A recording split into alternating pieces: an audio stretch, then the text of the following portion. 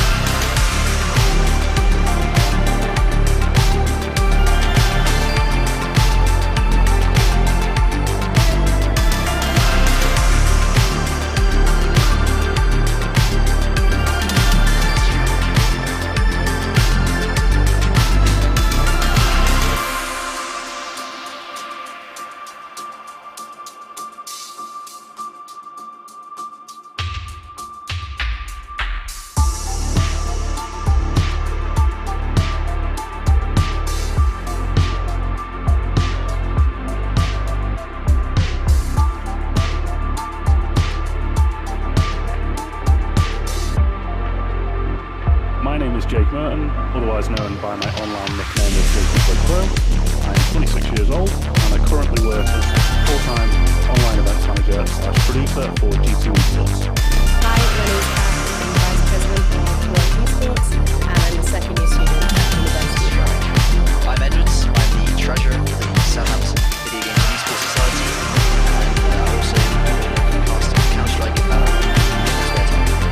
I would certainly say getting involved with EPIC36 has driven my passion further. I've had many talks with all the different staff at EPIC36 that have been really helpful in, guiding me on where I want to go. They've recognised the passion and they've really wanted to help me thrive and improve, and it really has pushed me to the point as to where now I can do it full time, and I couldn't think of doing anything different at this moment in time. One of the greatest things for me about working in sports is the ability to talk to so many students from other disciplines. It's very hard at university, unless you're in a society, to meet people from other departments. And I think that's the thing I love most about working in sports, is that I'm able to meet those people. I'm now looking at doing a business master's purely because of my friends who were in the business school that taught me, things like writing genetexe, business management, all those things. So I always the moment I came to Southampton, I instantly joined the SGG circuit post. How do I get verified? Where do I find a capture team? I want to do this. This is the most amazing thing to do, and I will sign up instantly. Put me in a team with a bunch of professionals. I think that's my teammates are working with close friends. Not always in a bad team, given that I'm close friends. I think I'm pretty jealous of close friends. Which was one of the most amazing experiences. Never been to a LAN before, to do it with some of my closest friends and close teammates that I can ask for. It's been an absolute dream. Working in this community really has benefited me in ways that I would never imagine. There was one time where I would have liked to go out my way to talk to people, but I have a lot more confidence now outside of being breaking down that barrier between only and online, like that stigma of gamers in their basement, that kind of thing. We're very keen on breaking down that barrier, and we do club nights very frequently. We go out and do like esports Sunday where everyone just goes and plays football. I don't, I cheer from the side, but everyone goes and plays football, and I think those kind of things make people feel like they're part of something rather than just another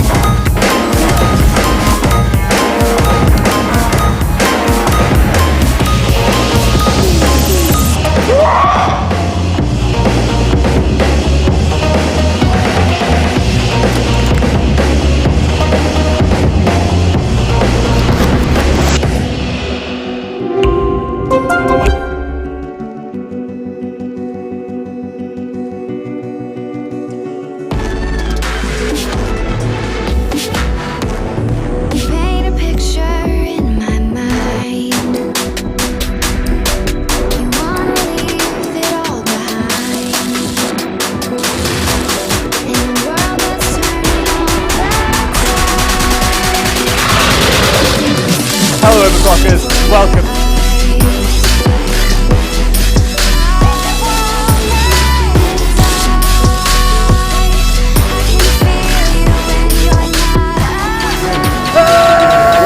Oh, screw this. Where's APIC when you need him?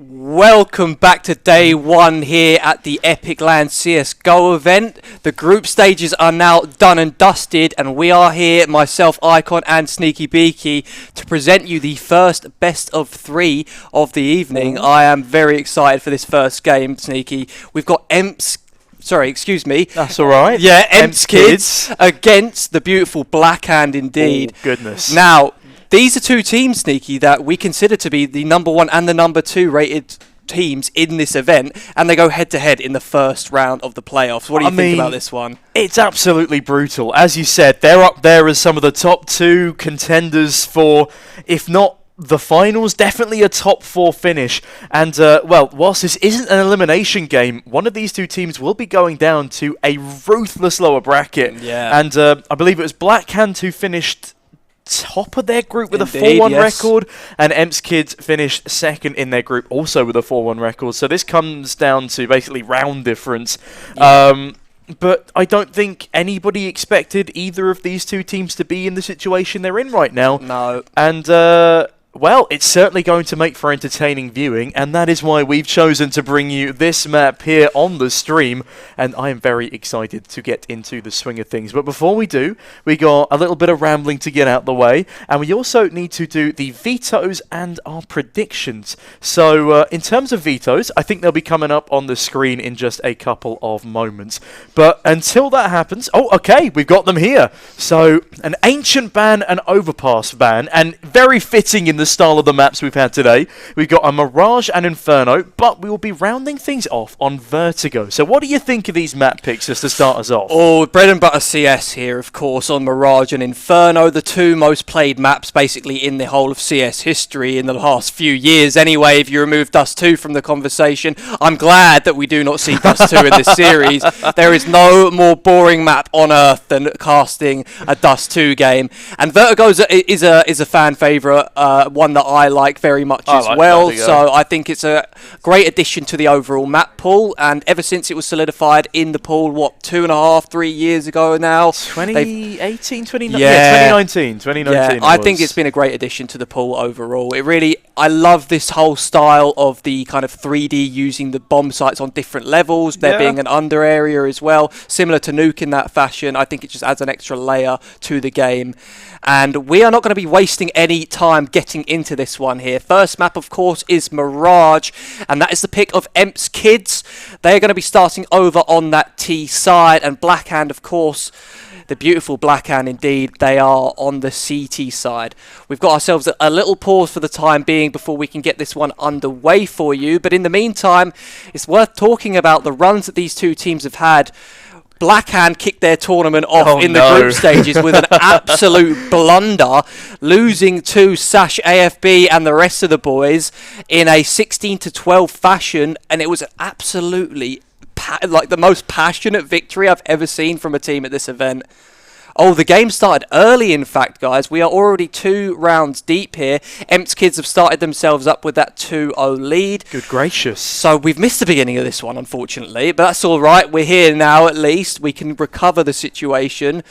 So, what do you reckon about this one, Sneaky? Well, again, with a 2-0 lead off the bat on a T side as well, that's a solid start. They've picked up the pistol, they've picked up the conversion, and from the buy we're seeing in front of us, we can tell that Blackhand, they were just on those pistols in the second round. Yeah. They didn't go for the force buy, and I'm personally a fan of this. It's often not worth it, you know. You throw away the opportunity of a second and third round when you go for that second round force and you don't convert.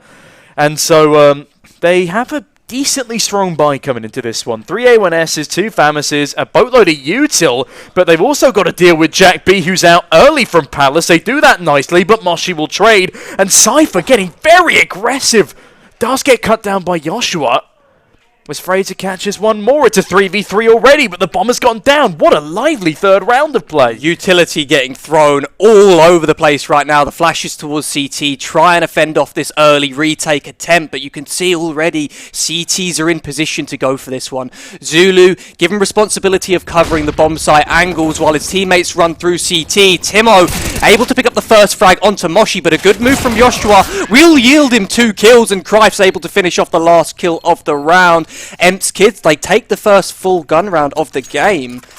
And that was great manoeuvring there from Joshua and a fantastic crossfire from Crifes in order to drag that third round over the line. And, well, with that, EMP's kids, they're looking pretty strong in the early days of Mirage here. But one thing we do have to remember is this is a best of 3. This map will not be the decider, unlike the rest of the series we've had today. But Crifes, well, he's looking to decide this round relatively swiftly. Cuts down Zulu very early doors as Cypher catches just there. And it's not looking great for the pistols as Moshi catches Dexter. And, well, that's a nice headshot from Fraser. But that is all they're going to get for now. Yeah, EMP's bringing the fire here, the absolute pace in the 2 rounds that we've seen. They've gone for the straight, flat-out Palace rush. No utility to fend them off from that. And against the Deagles, they just want to get this one done quick and clean. They do only lose 2 players, not the biggest deal when you've already got the economy built up. So a 5-0 start for EMP's kids. The guns come back out for Blackhand at this stage, and an AWP in Dexter's hand hopefully will be the difference maker here in our 5th round. Speaking of Dexter, I don't know if the people at home know this, but Mal's just sent Heroic home from IEM Cologne. Unbelievable. A 2-0 as well, after Heroic threw a 12-3 half on Vertigo. But enough of my ramblings about IEM Cologne. This is IEM Kettering, and Jack B will be opening up with an AWP of his own. 5v4, make that 5v3 as Joshua finds another frag opening onto the A bomb site.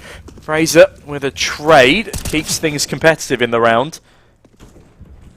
But Blackhand, oh, they're going to struggle with this one. Yeah, absolutely. So we found ourselves in an interesting situation. We can see right now Fraser making a move, taking that deep ramp control, and that's at least going to hand over some information to this B player in Zulu. He's going to be well aware that the players on the T side are headed in his direction right now. Interesting that we don't see a rotation from Dexter. He was holding connector from T spawn, or sorry, CT spawn on the ticket booth, but now deciding to rotate on over. He has to be very careful of Cypher here in the window, because if he makes any noise, then Cypher's just going to call this rotation of his teammate into this A bomb site, and in fact that's exactly what's happened. He's even caught Dexter on rotation as well, and the A bomb site is completely open. Blackhand have no choice but to save their rifles. Yeah, that was a great round from EMP's kids again. 4 left alive, and it's looking like it'll stay that way. They also have the money to go and hunt. If either of these 2 CTs die, it will be catastrophic for the economy. But what I really like there, this Fraser, he had the right idea. He was coming round through T-spawn. He was going on a flank that would have resulted in a bit of a pincer. And so they could have cross-fired for the initial B execute. But with the AWP going down, it's just a bridge too far in the round. If he'd have killed Cypher with that AWP from T-spawn, this round could have been from CT-spawn. This could have been a different story. But yeah, he's just so clean with that headshot in towards the murder hole, and well, it's called the murder hole for a reason. And EMP's kids, off the back of that, they pick up 5 rounds, and 5 in a row at that. Yeah, I'm a huge fan of the way EMP's kids manoeuvred around that round. You could see that they left enough time just to place a little bit of doubt into the back of Blackhand's mind. They didn't peek into the connector angles while Dexter was holding from tickets, so as far as Blackhand were aware, they had all the information that they had lent mid-B, but just as they turn and face in the other opposite direction, they get shot in the side of the head. Round done and dusted. So here we find ourselves in round number 6. We've got a bit of an interesting buy here for the Blackhand side with Dexter on a scout instead of an AWP, but the rest of the boys are on rifles just the same. Joshua with some early aggression and immediate trade from Moshi, but now Timo on a bit of an island here, manoeuvring quite awkwardly, but Cypher's able to trade, and an A bomb site now in the hands of the T side. Well, not quite. They're not quite in a position in which they can plant the bomb yet, with Jouster making his way through CT. A flashbang rains on over. It allows him to cross behind Ticket, but he's spotted in the process. And with that, Cypher finds a kill, but a great HE will trade on over. That means the bomb can't be planted, and this throws Emps Kids into a bit of a tumultuous scenario. Moshi peeking round stairs, knows there's one towards connector. The jungle swing comes on in, but he decapitates Zulu and keeps on fighting. Keeps Dexter at bay, and he only has a scout and 14 HP, and now none as Jack B removes him from play. 6 rounds in a row now for Emps Kids as they are styling on Blackhand. Yeah, they really are. They're not shying away from any fights right now, and I like the pacing that we saw there. Yes, you were right. They didn't have full control of that A bomb site, but what they did was they waited with that site player in a safe position, got some information as to the first retaking player, and they were able to coordinate themselves very effectively there in the end. Now, it looks to be the fast B rush. Jack B leading the charge on the AWP, gonna hold that cross early on. Cypher the first man, feet to touch the floor, hits the ground, and Joust there with a massive 3k hold has turned this round right on its head. Crife's in a 1 versus 4, and he's hit the ground already. Finally, Blackhand put a round on the board, and a dominant one at that. Yeah, that was very impressive from Joust there, locking down that B bomb site with an impeccable 3k. The smokes that Emps Kids were using actually came back to bite them as it isolated Joust there in an advantageous position. He sprays them down as they jump out the window.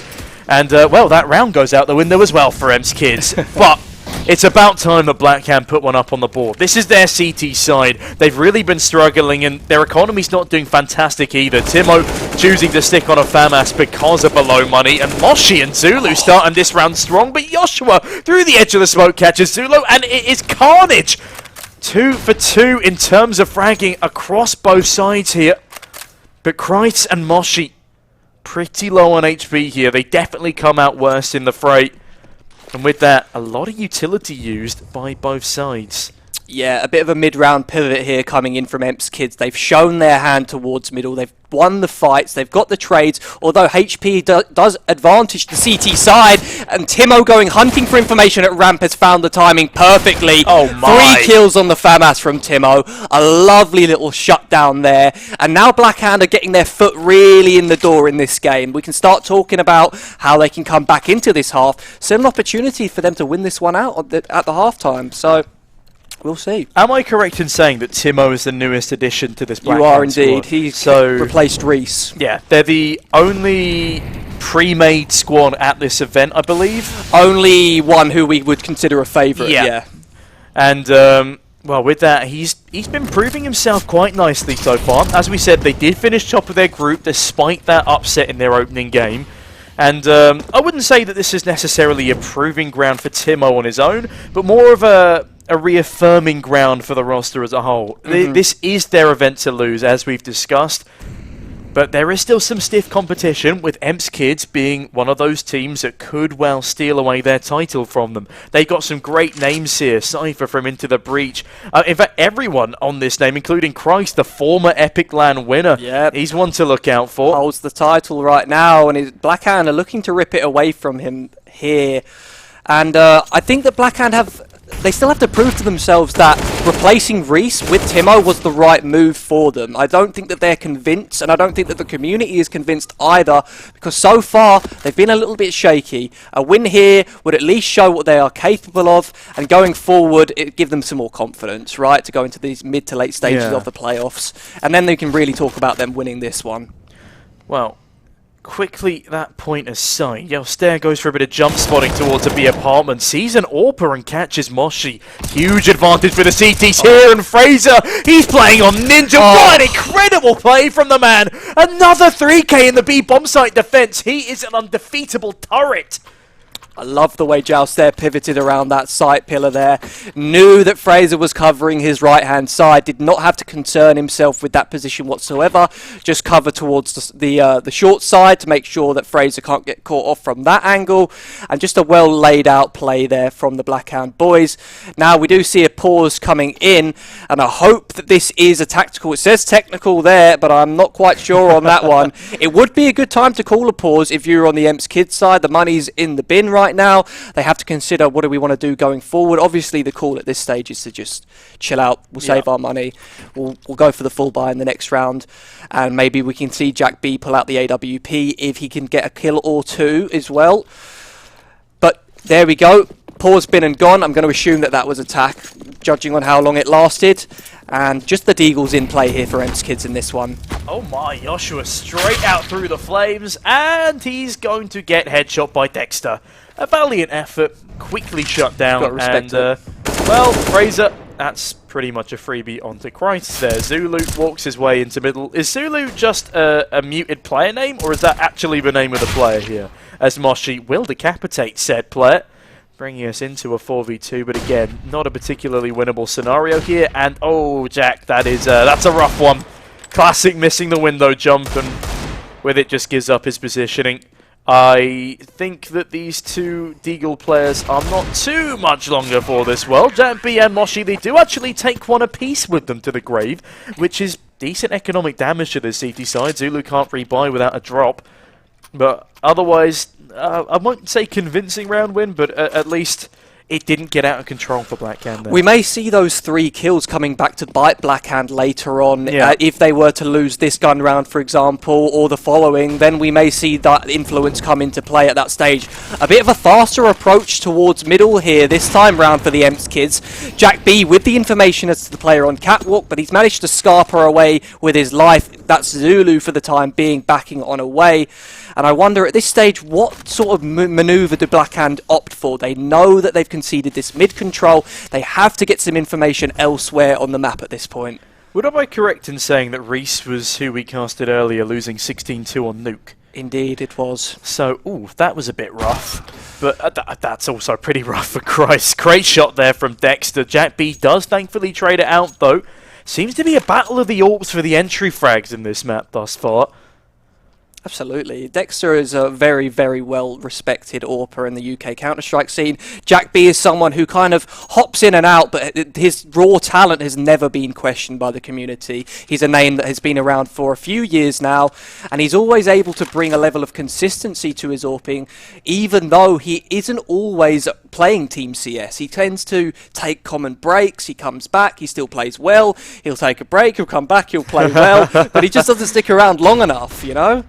Well, Timo, he won't be sticking around for long either. Cypher quickly removes him, but again, it's the AWPs with so much impact. Dexter in with a massive double, and Zulu chimes in for one more. Moshi in a 1v3, and with 20 seconds on the clock, well, the bomb can be planted here. But instead of planting, he will go for a fake and walk straight into the open arms of Dexter, who bags his 3rd or 4th kill of the round. Just very spicy from the man from the CT spawn position. And now heading into a very close scoreline. EMS Kids cannot afford to rest on their laurels. Albeit 6 on a T side is pretty good. Yeah, they do want to, well, from the start they had put 7 or 8 up here because they were looking like they would trounce this half. Yeah, what was it, a 6-0 lead? Yeah, now 6-0. to a 6-5, so Blackhand are going to be very pleased with themselves to get to this position. EMS Kids still have work to do. They, of course, can still turn this half around and end up with the win here, but the momentum's fallen by the wayside for them for the time being. Zulu taking his 1v1 fights in middle, has done a great job of isolating his angles against the low buy, of course. Not the most impressive kills in the world, and he knows he doesn't want to take that fight because that can be a precarious one. So, Crifes and Cypher. Crifes able to recover an M4. Cypher, of course, a nice clean scout shot to the face is all it's going to take a player down. And a nice manoeuvre here from Cypher through the smoke. Rips Timo's head clean off. And now only a 1-man advantage for the Blackhand side. Makes that no-man advantage as Cypher goes for 2. Splitting now into the B-bomb site. Joust there being called upon. Do they clear him? They're not going to. That's the bomb dropped, and now it's all up to the Scout Deagler, and he's missing the quick scope by narrowest of margins. Jouster again, the kingpin of the B-bomb site. Yep. All 8 of his kills have been multi-kills on the B-bomb site. 2 3Ks and a 2K. And, well, I think the key is to draw him into middle where he's more vulnerable. Blackhand have woken up, man. Yeah. We started the game and we were thinking, wow, EMP's kids, they're running away. They're bringing the power into this game. And now Blackhand answering back with some power of their own. They have absolutely shown what they're capable of here on the CT side. And hopefully going forward, we can see that this, of course, is EMP's kids' map pick. If they're able to take this one away, we could be seeing a 2-0 here. As I say that, Joshua's woken up with 2 quick kills. Aggression through the B apartments has gone very wrong for the Blackhand side. And now they have to pick up the pieces. Yeah, Kreitz is going to deny any piecing together of this round. Cypher, my goodness, he seems to be everywhere. And was that a jumping orb shot from Jack B? No, that was a different player jumping. Okay. I was going to say, god damn.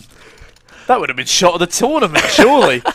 But it is 7-6 now for EMP's kids. They really let Blackhand get back into this first half.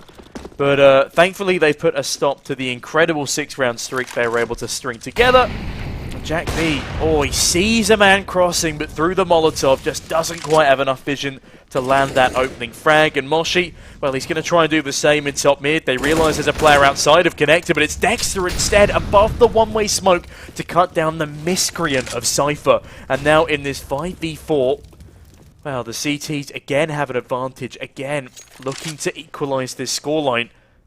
As EMP's kids, well, they've been particularly salacious in round count on this T side already.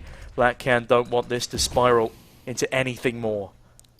Yeah, so EMP's kids, they have full control of middle for the time being. They've got very, very little information toward their extremities, and they know for a fact that they need a clean entry here onto this A-bomb site. Dexter being challenged, and he's able to take 2 down with him. Fraser's rotations perfectly here in time, and now Jack B thrust on into what was a 1 versus 4, now a 1 versus 3. Bomb collected. But he's got to maneuver his way through 3 CTs here. They've heard him get into the window room. He might be able to isolate one of these fights, but Joust there shuts him down. We're all tied up after 14 rounds, and it's anyone's game going into the final round of the first half. And that was a great double swing setup there and towards Market as well. As soon as they have the information on his position, they want to make sure they secure that round. They don't need any unnecessary deaths, any unnecessary heartaches. And with that, yeah, equalised scoreline could not be closer coming into the end of this first half. And Jack B, will he finally get a cross kill? Well, there's already 2 in Connector, and Dexter, talking about cross kills, will catch Christ trying to get up catwalk early doors. And Moshi, well, runs back to the door to grab the bomb. Is he going for another mid-peak alone with the bomb? Could be pretty risky. As Fraser is there ready and waiting for another Connector multi-kill, but no, not just yet. As EMP's kids will slow things down, and Blackhand, they're not going to overextend. They keep that man advantage until they don't. Patience from Jack B there, goes for the double scope, makes sure that he's able to hit that shot with no problems whatsoever, but this B hit is getting shut down. Joust there once again with his name in the kill feed, and Moshi thrust on into the 1 versus 2. Bomb goes down in the default position, but Dexter doesn't want to let him get out of this position here. If he can pin him into the site, they know exactly where he is, and a well played 1 versus 2 from the Blackhand side. They will go into the second half with a 1-round lead, considering they started off 0-6. Now, I would argue that that is a misplaced smoke from Moshi. I think allowing him to get back to Van or maybe to bench would have been a more concerted effort with that smoke. He could have smoked short as well, just to give himself a little bit more maneuverability on the right-click side. it in the middle of the site, exactly. play around it. But instead he smokes off towards market door/window. It's not the worst smoke in the world, but I think he probably should have realised that they were pushing short from the util they were throwing. I mean, either way, it's a tough one. It's a tough one, yeah. It's a tough 1v2. And Blackhand, they do play it well. And with that, they have the advantage going into the second half against all odds, against a 6-0 lead at the start from EMP's kids. Yeah, this is a solid effort from Blackhand to get comfortably back into this series.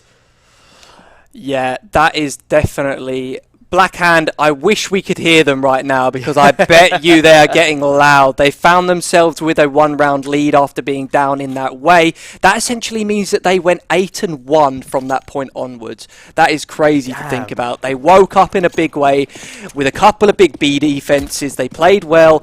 They maneuvered around mid in the early stages of the round quite effectively as well. Now, it's their time to show us what they're made of on the T side, and it's looking like a fast B play.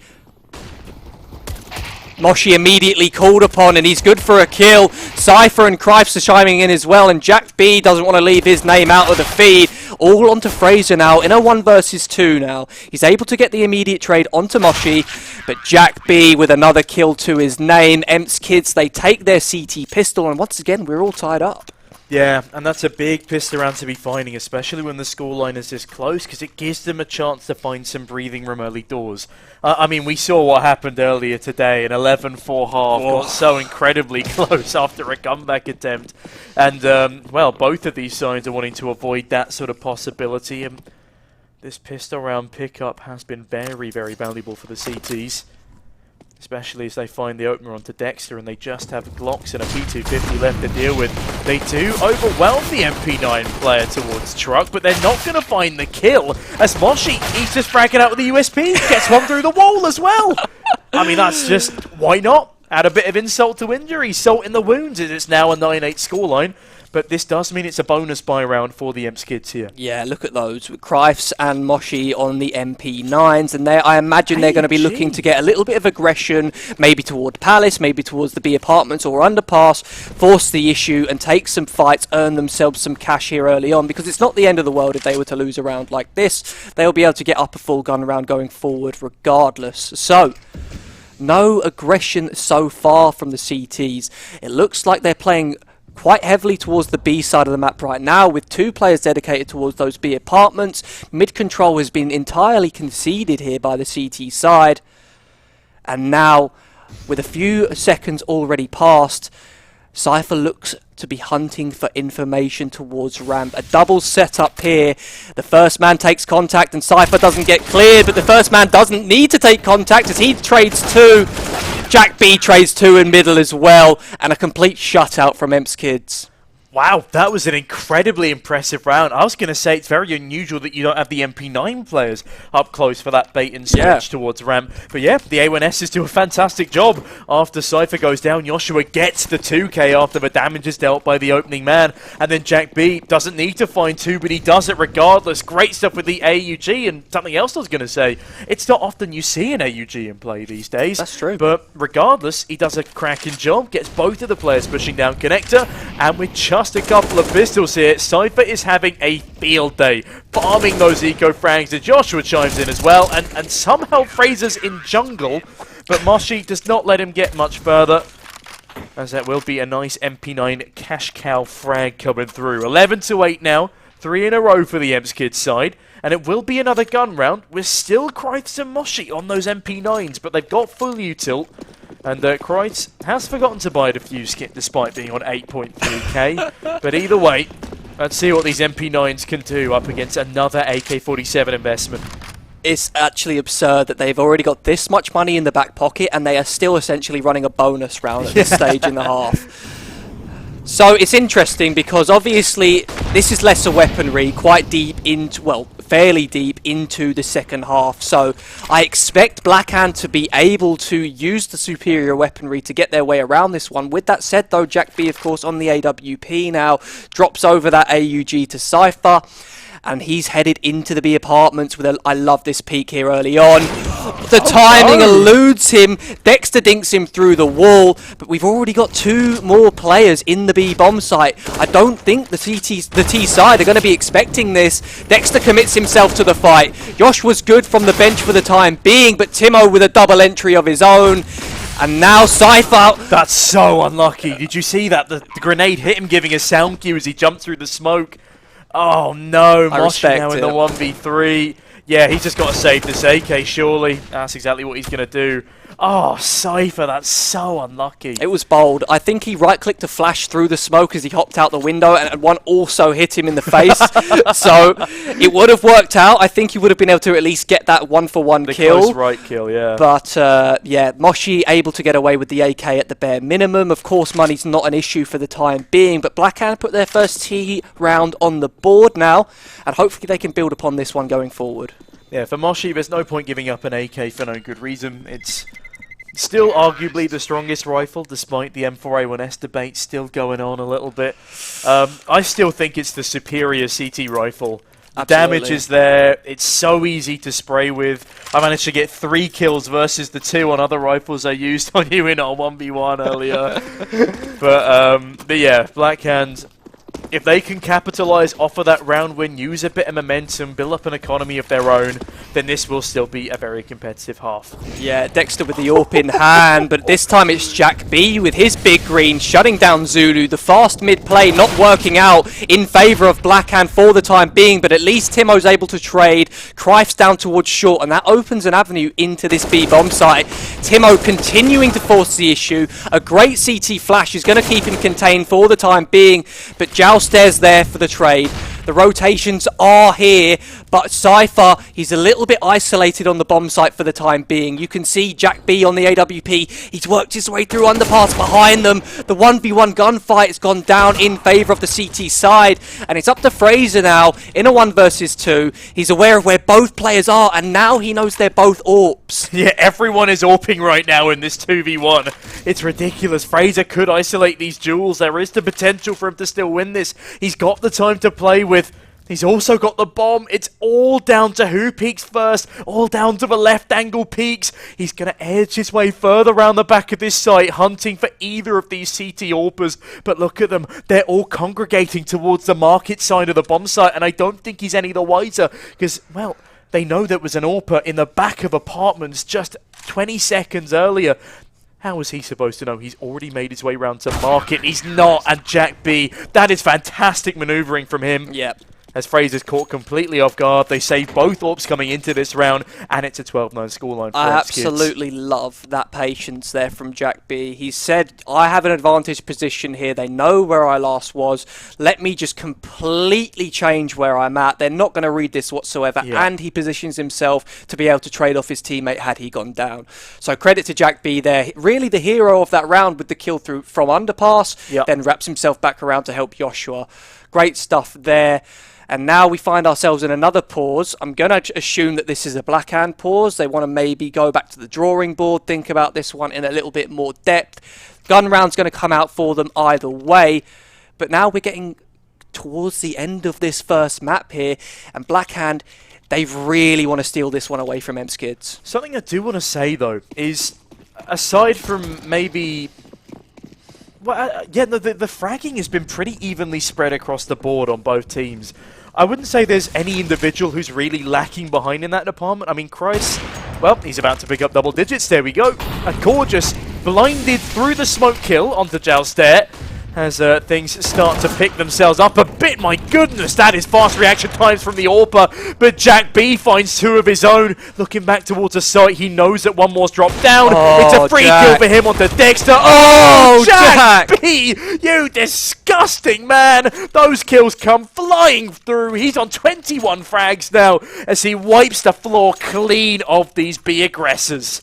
That is absolutely beautiful stuff there, and that may be the door slamming in the face of Blackhand here on map 1 Mirage. They have to concede, go back down to the half buy. Not an unwinnable situation for them, of course, but if they were to lose this one, when the guns come back out, they're essentially 2 lost rounds away from losing this first map. Oh man, look who it is again, lighting up the kill feed. In fact, it's both of the AWPers. There's so much AWP action here on Mirage. And, well, Cypher loves an eco-frag. Don't let me have to tell you again. But Jack B, again, with a P250, decides, you know what, I don't even need this hand cannon. I'm just going to shoot him with a sidearm and hope for the best. Honestly, highlights all round right now. Joshua's done a great job there from the triple box. It can be a difficult spot to be in when you're getting pressured by a utility like that, especially when you're on an AWP, but he handles it perfectly. A good 3k for him. And now, as the guns come back out, I wonder what will be the approach towards middle. The answer is fast aggression. Joshua good for a trade, but Fraser good for 2 of his own. And already a one-man advantage here for the T side. Fraser on an island. His team rotating around him off the back of this contest towards middle. And Zulu, the lurking player towards A's, picked up Jack B. That's an open A bomb site. These guys have the aim, and now they're finally displaying it. I feel like we just needed to see a couple more fast plays from Blackhand. In middle, they swing on out, they get the double entry, they remove the AWPers after only a single frag this time, rather than letting them multi-kill after multi-kill. And with that, yeah, they put themselves in a much better standing. They've got the post-plant, they've got the utility to keep things out of a retake scenario. Not that Kreitz and Moshi would want to go for a retake. It's not that they don't have the money, but again, it's a very disadvantageous scenario. And as much as they could try and get some exits here, which I do think would be a good idea with their current economy versus that of Blackhand, they just don't need to at the moment, and they're going to sit there patiently, keep their util, keep their armor, keep their weaponry, and disallow things from spiraling out of control. It is double digits now for Blackhand, so EMS kids can't rest on their laurels, but they do still have 4 buffer rounds before another equalised scoreline, and that's something they desperately want to hold on to. Yeah, absolutely. Although Blackhand take this round, this is very much still an EMS kids game to lose in this situation. The economy is still not quite under control for the Blackhand side, and if they were to lose a round and go to 15 for EMS kids, the money would be back in the bin, and this game would be all said and done. So they're under the gun in this situation, and they need to keep up the pace here. I honestly can't see them winning this game or taking it to overtime unless they can get this 16-14 in favour of Blackhand. Yeah, no, I understand that as well. And they need to use, capitalise on all the momentum they build up to get to that point in order to drag this over the line. Am I correct in saying this is Blackhand's map pick? No, this is EMS. This is EMS. Okay, so it's reasonable that they are winning out in this one. It is a best of 3 series after all, ladies and gents, with the map of Inferno coming up next, which is definitely a lot less of a puggy map when it comes down to a well-drilled team like I imagine Blackhand will be. I think this is going to be a 3-map series. I'm not entirely sure where Vertigo's going to go, but the fun, puggy style of EMS kids right now is definitely beneficial to them. They have been taking a couple of those solo plays, especially when it comes down to the AWPers going for aggressive picks, and it has been working out for them, so I'm not going to even attempt to judge them for that. Yeah, EMS kids have been very creative on both halves so far, and I'm loving the way that they continue to switch up their style. There is no lack of experience on this team, and I assume they've got a ITB man in Cypher making a lot of calls here. I'm sure he's a dominant voice in the server, making sure that the decision-making from his side in terms of positioning and setups has always been spot on, I have to say. Yeah, I was top 50. You listen to me. Too right. But with Jack B now pushing and prodding back towards the A site, it's Timo to start things off. Cypher to trade, and the kill feed is lit up from all angles. Is a 3v2 now, though, for this T side. And again, EMS kids, they still can't afford to rest on their laurels. Again, economy isn't really a problem, except for Cypher. They could still attempt to go for this round, but they don't know where any of the opposition is positioned. Down to a 2v2 now. And look at this, they're going to hear them. They've got a great crossfire and a Molotov for the bomb. At smoke on the bomb, though. And now Fraser in a 1 versus 2, able to take down the first man, has no information whether or not Moshi's sticking this right now, but Fraser with the clean headshot, a huge 1v2 with his back against the wall, and he keeps the game alive for Blackhand here on map 1. And one away to end the 11th round for the side of Blackhand. Gorgeous stuff. Plays that perfectly with his positioning in towards CT, and that second headshot was so crisp. I love the way that he anticipates that he won't swing him on the sight side as well. Oh, it's just great game sense from everyone on this server. But EMS kids, they're starting to lack in a couple of departments here. They've got very little money left should this round go astray, but Jack B does find another entry, so they're in good stead to keep this one competitive, keep this one with a potential of 15, as the double up setup blesses them once again with a double opener. Cypher finds one more, but just there, it's a 2-man trade straight on back, and again there is competitive spirit in round number 26. Joust there keeping this round alive in a big way right now. That nade into CT is saving grace. Fraser's able to take down Jack before he goes down. And now Joust there is called upon here in the 1 versus 2. Already 2 frags to his name in the round. And to be honest, this round wouldn't have even got this far had it not been for those 2 kills. Makes a lovely little rotation through Palace here. But of course, EPIC kids, they're making some sneaky rotations of their own as well. Timing. He's made a step though. Moshi under the Palace is going to be well aware of Jouster's positioning, but in fact, he's facing the wrong way. He's moved out the way. No way, he's caught back turned and Moshi shuts him down. That's 15 and 1 away from a match victory for EPIC kids. I'm honestly surprised that he just falls off of Palace there rather than, you know, creeping down the ladder. Because he should have known that there was one person around the site from where his teammates had fallen. But regardless of that, 15-11 now to EPIC kids. This is the last chance for Blackcam to net themselves a comeback. And as you said, you didn't think that they'd be able to win this map unless they could make it a 16-14 scenario. They've not piggybacked off their own momentum. It's not to say they've been playing badly, but they have just been outclassed a little bit, especially by that double up setup. Absolutely, and we see 2 Galils in play this round. A distinct lack of utility on Fraser as well.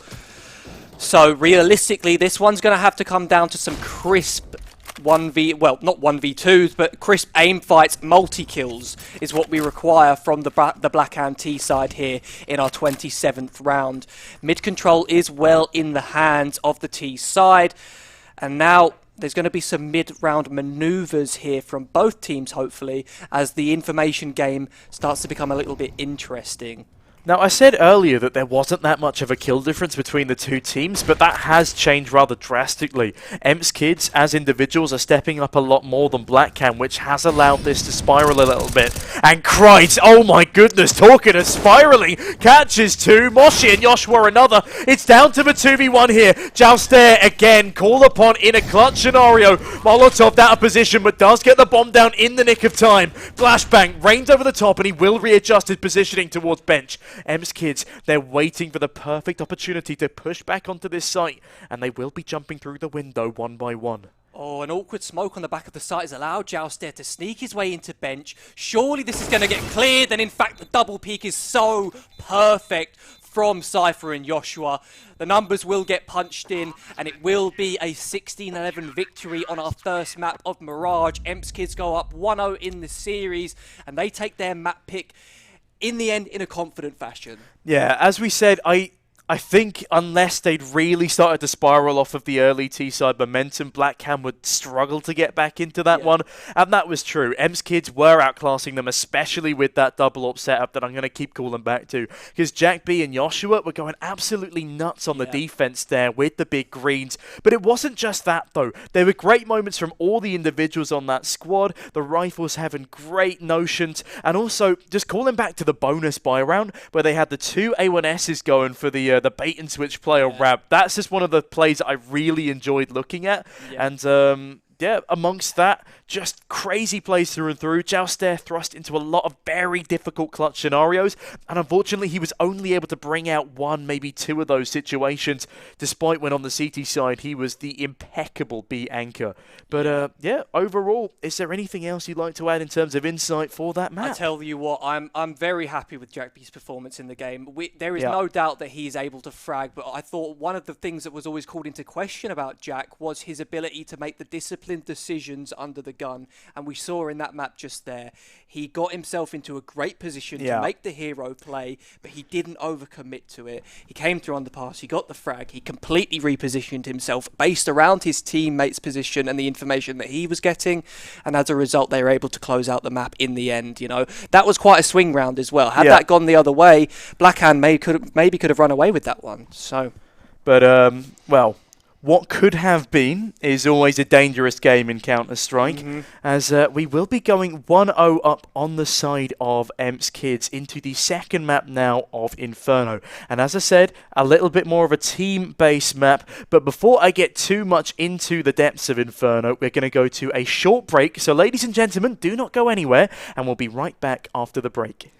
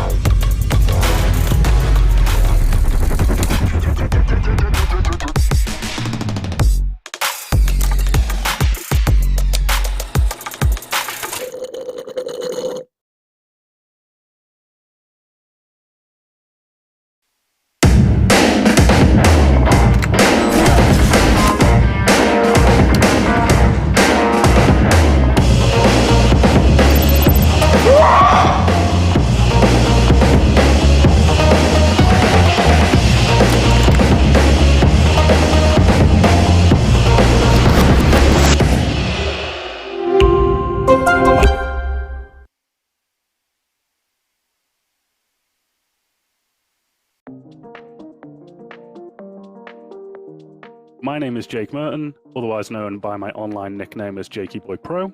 I am 26 years old, and I currently work as full-time online events manager / producer for G2 Esports. Hi, my name's Kat. I'm Vice President of Warwick Esports, and I'm a second-year student at the University of Warwick. I'm Edwards. I'm the treasurer for the Southampton Video Games and Esports Society, and I also do a little bit of casting of Counter-Strike and Valorant in my spare time. I would certainly say getting involved with EPIC has driven my passion further. I've had many talks with all of the different staff at EPIC that have been really helpful in, guiding me on where I want to go. They've recognized the passion and they've really wanted to help me drive and improve, and it really has pushed me to the point as to where now I can do it full time, and I couldn't think of doing anything different at this moment in time.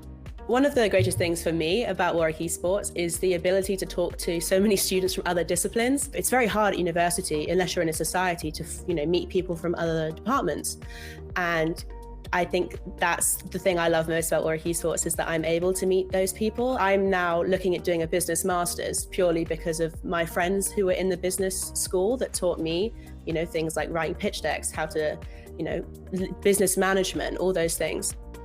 So I'd always been interested in esports. So the moment I came to Southampton, I instantly joined the SVG server, asked how do I get verified, where do I find a Counter-Strike team? Like, I want to do this is the most amazing thing to me. And I got signed up instantly. They put me in a team with a bunch of other freshers, and I'm in that team to this day. My teammates are probably some of my closest friends. You're not always going to land in a team with people that then become your close friends. I think I really lucked out and we've really gelled well. Post-lockdown, we've been able to socialize. We actually went to Epic LAN a couple of months ago as 5, which was one of the most amazing experiences of my life. Never been to a LAN before, never done it before, but to do it with some of my closest friends and best teammates that I could ask for has been an absolute dream. Working in this community really has benefited me in ways that I would never have imagined. There was once a time where I wouldn't like to, go out of my way and talk to people, but I am a lot more confident when I'm outside in person, and just being sociable. It's much easier to be able to, sit back and have a conversation with someone more than it was 2 years ago when I wasn't working this line of work. At Warwick Esports, we're very keen on, breaking down that barrier between only being online, like that stigma of, gamers in their basement, that kind of thing. We're very keen on breaking down that barrier, and we do pub nights very frequently. We go out and we do Sports Sunday, where everyone just goes and plays football. I cheer from the side, but everyone goes and plays football.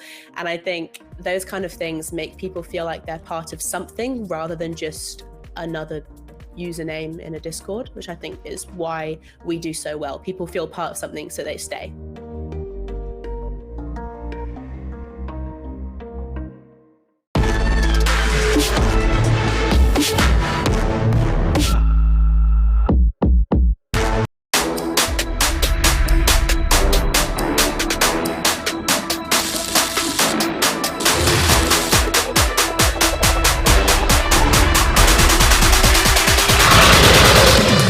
Hello, Overclockers, and welcome.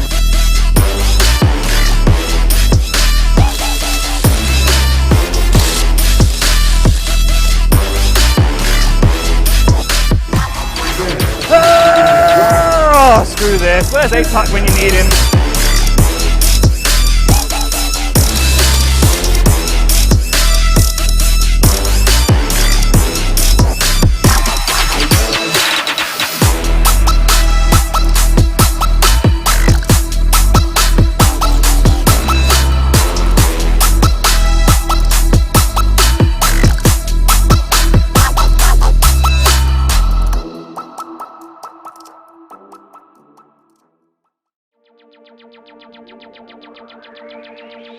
My name is Jake Merton. Hi, my name's Kat. I'm Edwards. I'm the treasurer for the Southampton Video Games and Esports Society. My name is Cameron Doig. I'm a former Epic LAN team leader for their esports media. Used to freelance for ESO UK and run the Dota tournaments for NSC. And now I'm a software developer and in-game manager for Blast.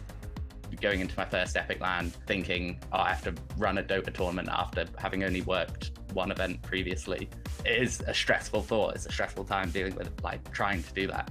But the management help you through it. They teach you the basics of how to deal with everything, how to run a tournament, how everything should be smoothly handled. And then you kind of have the step up with ESO UK, where they then massively teach you how to run live events, all of the logistics that go with that, how to kind of liaise with a full-on production, you know, how to do tournament ops, player management, all of that. I didn't know half the skills that I know now before I came to Warwick Esports, because it forces you to do so many things that you hadn't done before. So I'm technically head of partnerships, but I'd never done anything about that before. I had to learn all that from scratch. I'm vice president, so I do a lot of project management, and I've had to take courses specifically on that so I can learn those kind of things. You learn other things you don't even consider skills. Things like just conversing with people and talking. I didn't know networking was a skill at all. I was like, is this not just something everyone has to do? Like, it's just talking is fine, right? But actually, it's such a skill that you have to learn. Esports is such a versatile industry. You end up doing so many more things. And I think that has made me a much more well-rounded individual. Working with all these different groups definitely makes you better socially. You meet a whole bunch of new people every event you do. So slowly you get better at, you know, interacting with these people. The most unexpected skill was definitely casting for me. I had never thought about casting. Counter-Strike or Valorant wasn't even around when I first joined university. I just hadn't really thought about it. It was just something that when you watched a Twitch stream of a Counter-Strike Major or a League of Legends Worlds, there was just casters there. Although it was really hype, I'd never thought about pursuing it myself. And then with the opportunities that came along with UKV and through NSE, suddenly I'm, you know, doing the Counter-Strike and the Valorant finals for the University Tournament Championship, which was absolutely amazing. And then also getting on to go and do EPIC LAN. I did the group stage for EPIC36, I think, which was something I'd never ever thought I'd get to do. I'm not the best player, but at least I was able to contribute to the esports scene, the university scene, and be involved in these amazing tournaments. One of the best things about the community is how helpful everyone genuinely is. Like, everyone genuinely wants you to succeed. I never had to go about anything on my own. There is such a wide range of skills between so many people that you're never really alone. And that's something I was really grateful for, was that whatever I had to do, there was always someone who knew how to do it and could teach me to do it.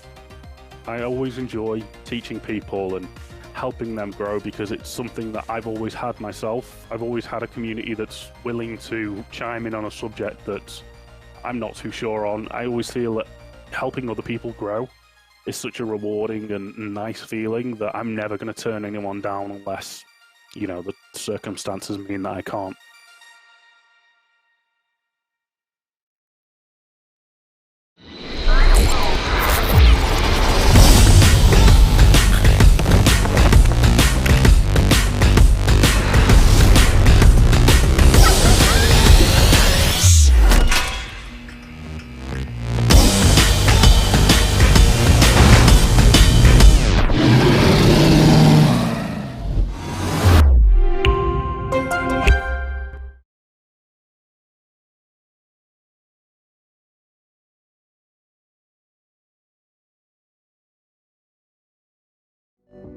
How could love wear so thin?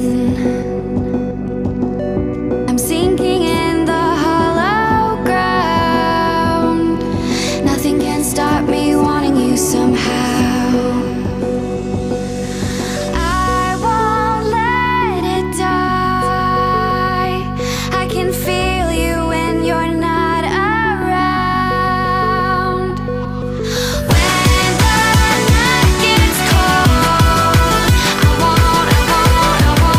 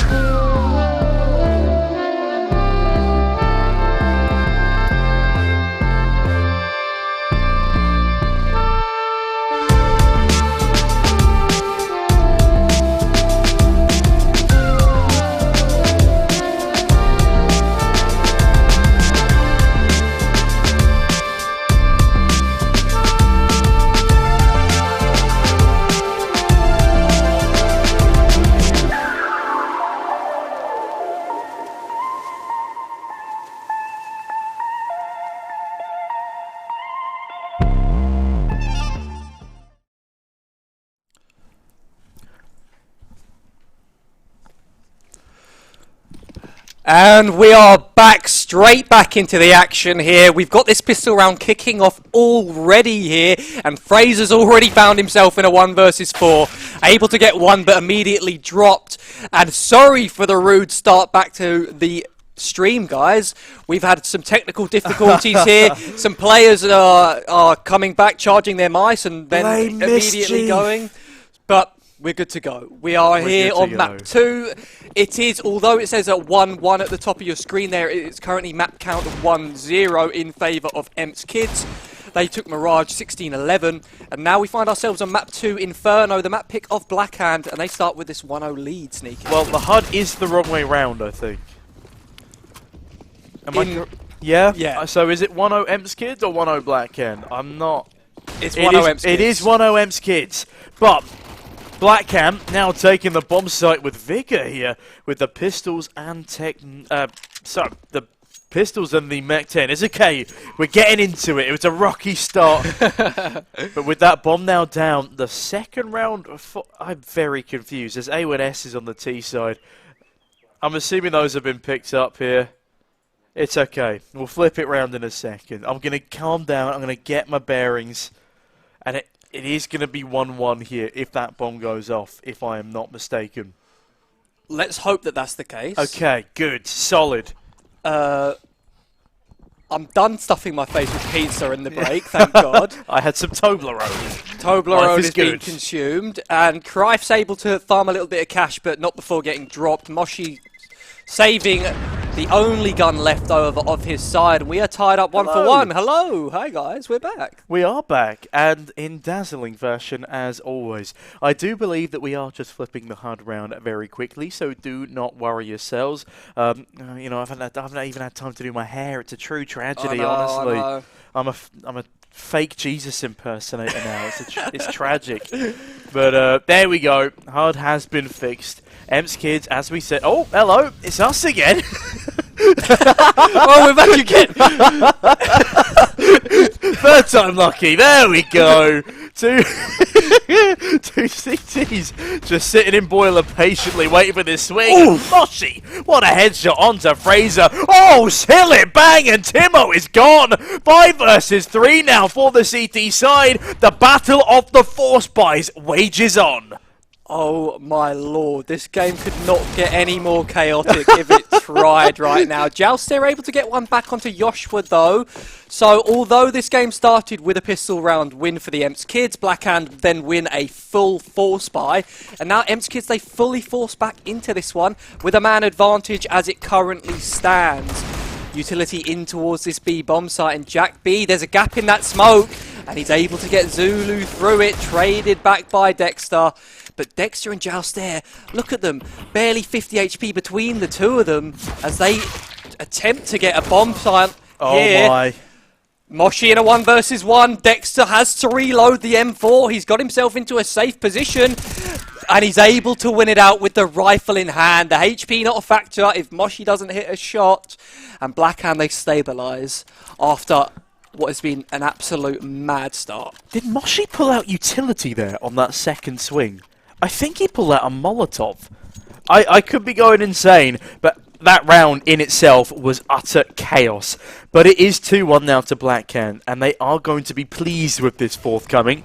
But EMP's Kids, they're not done force buying. They've got a Hero M4A4 this time, with 4 Deagles and some utility. And, well, they've also got banana control, as none of the Ts have yet really pushed out a ramp. That smoke, that's going to allow them to cross on over. So inadvertently, EMP's Kids have not done themselves any favours, but that's good spam damage. Timo takes a bit of chip. Now, Icon, do you know what my biggest flex is? Referring back to my previous references, the Sillet Bangman, Barry Scott, follows me on Twitter. That is an impressive thing to say. I Thank can't you. lie to you. I'm jealous, to say the least. He is a lovely man. I know him personally. Do you? Yeah, his name is... Shall I ruin the immersion? Go on. His name is Neil Burgess. Oh, he's lied to us. joust there, though. Flying out from the apartments. Has been dealt with. Jack B with 2 massive Deagle headshots and a 2 versus 3 situation. The bomb site not quite in control of the Black Hand side as Joshua's found himself a cheeky little position in the apartments. But I like the positions being taken here.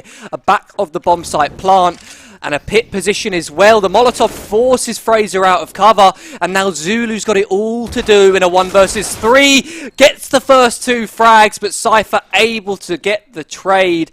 And we are all tied up 2-2 after 4 rounds played. What an exciting start to Inferno. I love a good battle of the 4 spies, especially in this current economy. There's chance after chance to keep on investing, and I believe that was, what, a Hero M4, 4 Desert Eagles, and Jack B. I mean, we've talked about human turrets a couple of times this series already, but finding the first from Boiler, okay, that was a couple of body shots, but then that 90-degree left-hand flick onto the head of the players coming into brackets, that was gorgeous. I let out a couple of ad-libs again as he tries to catch those frags.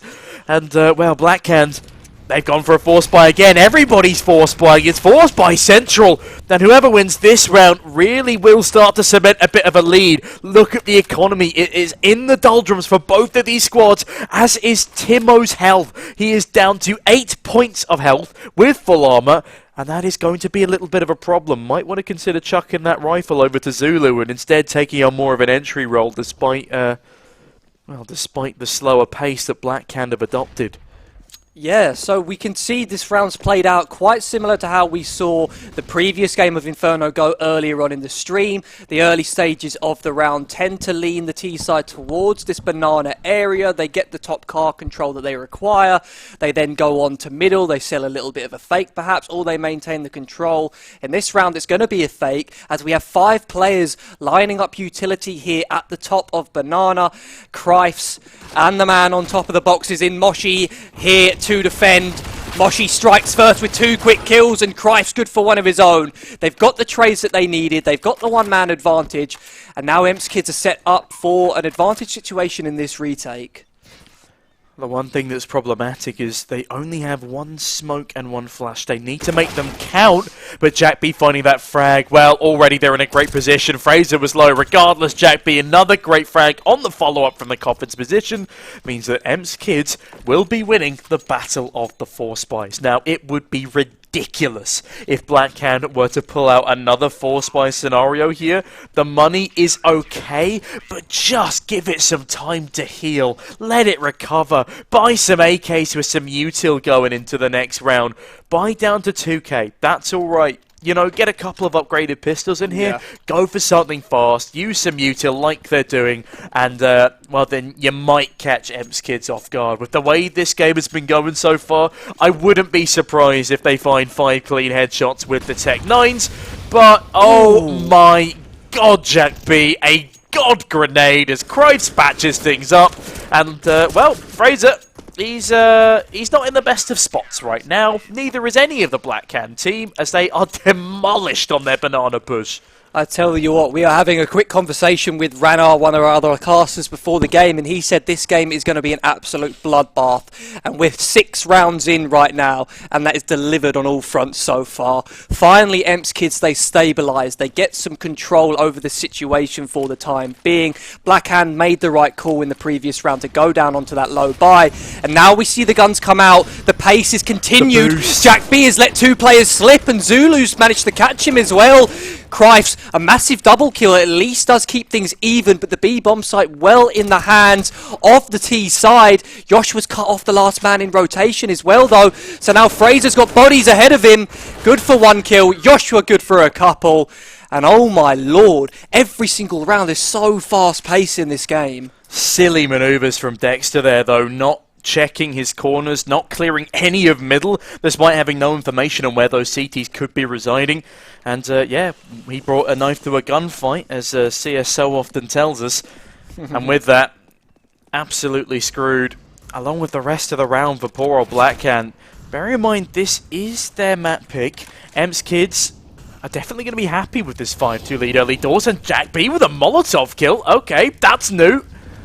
We'll sit patiently towards the short side of A as Joshua does so much damage to Jouster through the smoke. Cypher clips one on the edge of his own, but Jouster somehow stays alive with 7 HP, and the bomb does actually get planted here. This is going to be an interesting retake here because they have to maneuver around the fact that Dexter's got himself positioned in pit with this AWP in hand. Cypher will put the first nail in the coffin in Fraser, and the AWP now spotted. Plenty of utility to flash these players off as well, and a great retake from EPIC kids. They have done such an incredible job, but because the round was so fast, the bomb went down so quickly, the amount of utility that they had in hand to work with there was just always going to be able to lock out Blackhand there if they used it correctly. Yeah, and the fact that it was pistols anyway, the AWP was just a bit of a bonus. Dexter can't land the shot, and that does come back to bite them. Not that it really would have been a deciding factor because they'd already just swarmed up short. I love the way they grouped up there. They had great spacing, and with that, the trades, yeah, they come out quite nicely. And another thing that we were talking about with Freddy earlier is the fact that Timmer has a lot to prove as a fragger as much as a support player. But right now, he's going 007. He's James Bonding on the big stage. And, well, that's just not what they need right now. This is a brutal lower bracket run, should they be sent down to those doldrums. But Cypher, it's a great crossfire with Joshua, but they're only going to find 2 frags apiece, meaning the full rotation has to come on in, and it's another retake attempt for EPIC kids. Jack B, that is incredible! Very lucky, but great game sense to fire off a shot like that. Here's the footsteps as well. And the combination will allow even numbers as it's now back to the 2v2 scenario. And my goodness, everyone's jumping through fire and flame. Grevs catches one more, shut down by Dexter, and this time he does not miss on the AWP. Wow, the level coming out from these two teams here in Inferno is absurd right now. I love the move that Blackhand made in that round with the fast burst up short. They were able to find the right bomb site with only 2 players defending it on A, 3 towards that B side of the map in the early stages of the round, and Dexter has done an amazing job on that AWP, picking up the pieces and winning out that 1 versus 1, so crucial. But Blackhand now, they've picked up the pace again, but instead of short sign, it was towards top banana. But with that pace, they decide to slow things down. They leave 1 person to keep control, but even they in Timo are slowly shifting backwards. Flash for Fraser to peek into middle as support players come and join him, and it looks as if they want to just go back for brackets control. Cypher looks away from the flash, but he's got a nice 2-man setup towards short here. And Blackhand, well, I don't think they're going to be expecting a 2-stack from this position. It's a very unruly off angle. Flower pots and hay bales? I don't think I've seen that before, but unfortunately for EPIC kids, they've just gamble stacked towards A. They're not going to be able to use that off angle as Moshi. Oh my goodness me, he's been left unchecked. Oh my god, look at them all. He sees them lining up for utility. How has nobody checked this angle? Moshi with a huge double may have just secured this round. They're not going to be able to clear Cripes either because they're fully blinded. Just there with a trade, and Dexter, that's an incredible frag to be picking on up. And now into the 2v2 we go. What the hell is happening here on Inferno? Oh my lord, Moshi could have had a quad kill from that position. He's done well to get 2, don't get me wrong, but now 2 versus 2. Dexter and Jouster, they have to hold off this retake attempt. There's no kits here in the hands of the EPIC kit side, but 1 dropped at the first oranges. Cypher with a quick kill onto the AWP of Dexter, and Jouster able to win out the 1 versus 1 against Joshua. Now, the kit has been recovered. Cypher's going straight for the stick. Jouster's read into it though, and in fact he gets off the bomb just in time, able to get the kill and the defuse, no problem at all, and a massive 1 versus 1 win there for Cypher. What an incredible round for EPIC kids to recover, and what an incredible oversight for Blackhand. They are lining up their smokes in front of Moshi, who is literally not even checking for a push-up banana, and the accidental trigger discipline allows him to win the round, and I don't even know what we just witnessed. He finds 2 quick headshots. Finally they put the bloody smokes away and shoot him in the face, but yeah, that should never ever have spiraled that out of control. It should have been a 5 versus 1 on that B bomb site. A very quick, clean capitalization, but no, everything flipped on its head. And, well, they are going to be laughing all the way to another round as it gets close, but they're the ones ultimately who come out with the cigar. Oh my lord, I feel like I just need to take a breath. Like, this is so high octane right now, you know. I can't keep track of everything that's happening. What I can tell you about this round number 11 we're at now, which has flown by, is that we've got Blackhand on a bit of a low buy situation. Of course, they've got 5 rifles out, but 3 of those rifles being Galil's. They've opted for utility over firepower. And over on the other side of EPIC Kids, their economy is not in a great position either. We've got 2 MP9s in play. We've got a Mag 7 in a close corner as well. So this round's essentially a force buy for both sides. A good trade on long is going to give Joustair the control that he needs, and a B-split situation is being set up here by the Blackhand side. Moshi, he can't take a long-range engagement, and he knows it. He backs away at the perfect time. He needs to win the first gunfight, and he's going to be able to do that. Joustair trades once again, but they'll be expecting Crifes to be in a forward position. He hits the quick headshot, but doesn't get the kill. And now the B bomb site is well in the hands of Blackhand. They've got a man advantage to work with as well. And it looks like EPIC Kids going for the immediate save here. I was going to say that's definitely the right choice with their economy in the position it's in. They've got full Kevlar on both of these players. They've got defuse kits. The A1S is the most valuable piece of weaponry they got here. And also with the new bomb radius, if Dexter stays on Banana for too long, he will be forced straight into their... Well, actually, I say straight into their position. My goodness, they've gone for a split save. They're miles apart from each other.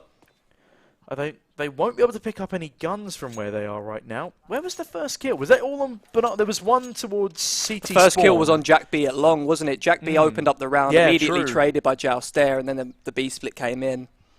So I think that Galil might be a consequence of that opening frag from long. So yeah, they won't be able to get that that AK dropped over towards CT, as that's exactly where Blackhand will be saving.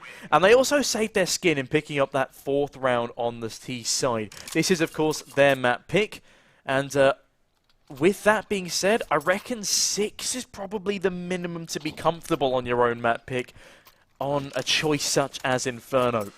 6 is comfortable, and 7 obviously preferable, but I don't think another 8-7.5 is on the cards here. As, again, a disadvantageous scenario, but far closer rounds to start this game off. Well, EPIC Kids in this round, off the back of those 2 saves, they've decided to force up fully into this round. So the weaponry favouring Blackhand here from the get-go. We can see we've got a Galil, a FAMAS, 2 MP9s in play, just the 1 M4 on the back of Cypher, and he's obviously a big hitter that you want to be able to hand that rifle over to. But there's some big hitters, Timo and Zulu. Timo, his 2nd kill of the game, and that's a hugely impactful one as they open this round up with a 2-man advantage. They don't have control of the banana area of the map. You can see the majority of the T side here waiting in the apartments for some re-aggression from the CT side. But it looks like EPIC Kids, they're just sitting tight. They're not going to bait themselves out into this one. They're just going to hold on and pray for some Blackhand mistakes. And there's one. A short smoke can be seen right over the top of by Cypher here. And with backs turned, he's able to get one. But the jump onto the flower pot's not quite managing to keep him alive. Crifes is hearing all of these steps though, Sneaky. Well, he may be hearing all of these steps, but I don't think there's much Joshua can do from this position. He's been completely cornered and he fires too early. He's going to get swung on by the full fury of Blackhand, and, well, Christ can't really do anything else but save this MP9 here, and it's definitely not the best weapon to be saving out of all of the dropped options.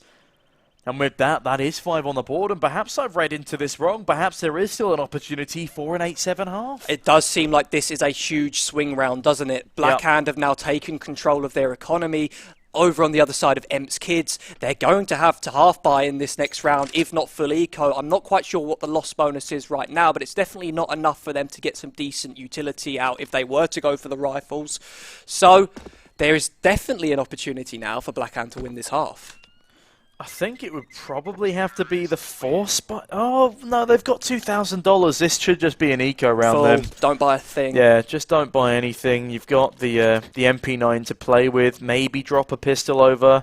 Yeah, Jack B's got a 5.7 that I think Crifes dropped him because of his MP9. And with that, they try and deal as much damage, farm as much money on that MP9 as they possibly can, and potentially stop Blackhand's economy from spiraling into the green. Dex has already got enough for a rebuy. Timo does as well. The bottom 3 players, as you can see on the right hand side of your screens, are struggling a little bit more for money, and especially with their 0 loss bonus right now. Oh, any damage is perfect. Great double dink from Jack B. Brings us back into a 4v4. Again, this shouldn't be a competitive round, but as much damage as they can deal will be just impeccable going into the latter stages of the first half. A great reaction here from Blackhand, though. Jack B's taken that control towards second mid. Blackhand react off the back of it. They've gone for a full execute into this B bomb site. They missed the molly. And of course, the CT side don't have the utility to fend this one off from this position. Timo gets the entry onto the lone man in the site. Jack B on his quick flank has been dealt with as well. And the boost has been missed and heard. Just Moshi now in a 1 versus 4. And nothing to be said for Emps Kids in this round, except the 1 kill off the back of Jack B's trigger discipline. He's done well to get that kill. He's got 3 players in front of him when he's pushed through the apartment. And a lot of players in that situation will panic and shoot too early. They'll end up getting no kills whatsoever. So I have to credit Jack for the way he played that, but unfortunately not enough in that round. Also, I was lying. They didn't miss the molly. It just took a while to spread. Yeah, which is very unfortunate for the lone MP9 player in the back of the site. But with that, I'm not sure if it's technical or technical. I believe this should be a tactical pause. But yeah, with that coming on in, the side of Emps Kids, well, they cling onto that lead for the time being. But again, 8-7 half still very much on the cards, especially with so much limited utility. Yeah, they're not going to be able to really be confident in this. No, absolutely. And something that is worth noting is that Jack has had so much impact with the AWP in hand, but in this round, we're not going to be seeing one come out for the CT side. The AWP on Inferno is such a powerful weapon to have for your long player. Gives him the freedom to rotate and choose whichever angle he would like to play on. So Jack's going to be restricted in this round, that's for sure. Blackhand, they've gone for an early stack towards second mid here. Perhaps they'd like to take this mid pressure here early on. They've left Banana alone, just thrown a bit of nades here and there to at least show some presence.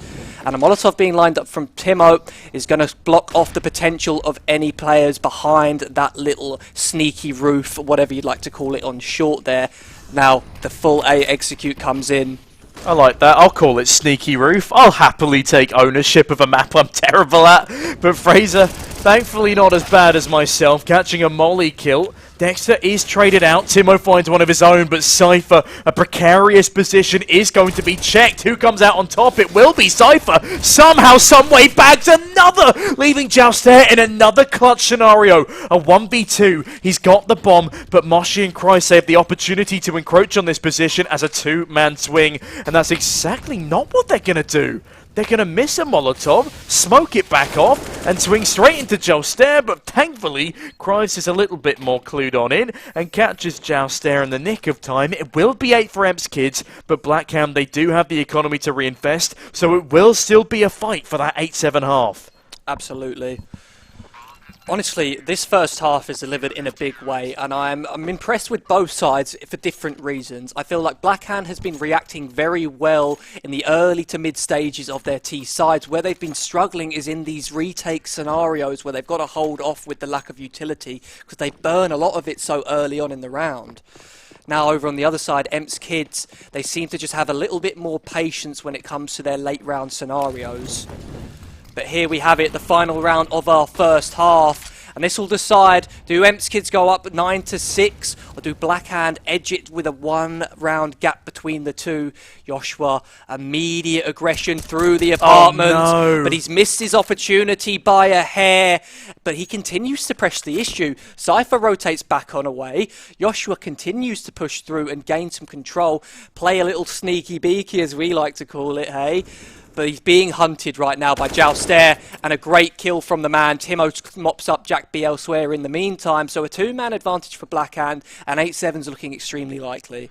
Honestly, if he doesn't shoot there and he continues going on the full rear flank, I think this would have been a said and done round for Emps Kids because they never would have expected it. But Cypher now has to go huge, finds 2 heads, finds 3 heads, finds 4 to the tally in the 1v1 now for the ace. Will Dink Dexter can't quite find all 5, but he has bought his teammates an absolute lifeline. Dexter now 1 versus 2 with the AWP, just 15 HP left to his name. He's got the right idea, peeking towards long but he gets outswung by Moshi, and by God, Cypher, what a time to come alive! Picking up 4 in the final round of play with all the odds against them.